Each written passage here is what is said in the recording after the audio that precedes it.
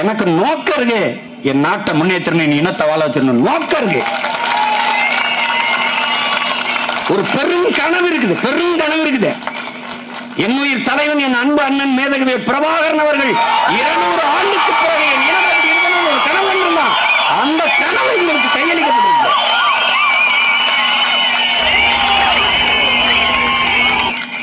உலகம் முழுமைக்கு முன்மாதிரியான ஒரு மாநிலமாக நாடாக என் தாய் நிலம் தமிழகத்தை தள்ளிடுவேன். இந்தியாவில் பிற மாநிலங்களா எங்களை பார்த்து பின்பற்றும்படி தள்ளிடுவேன்.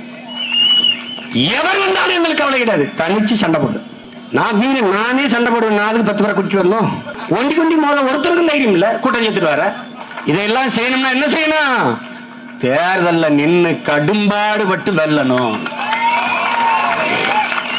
உற்சாகமா இருங்க. இந்த தேர்தல் நமக்கு தான். 21 தேர்தல் நமக்கு தான். ஒருத்தரிடத்திலும் அரசியல் கிடையாது, கொள்கை கிடையாது, நோக்கம் கிடையாது, புதிய சிந்தனை கிடையாது, ஒண்ணும் கிடையாது. எப்படியெல்லாம் இந்த நாட்டை மிக உயர்ந்த நிலைக்கு கொண்டு போக வேண்டும் முடியும் என்கிற நம்பிக்கை நம்மகிட்ட தான் இருக்கு, திட்டம் நம்மகிட்ட தான் இருக்கு. தைரியமா இருங்க.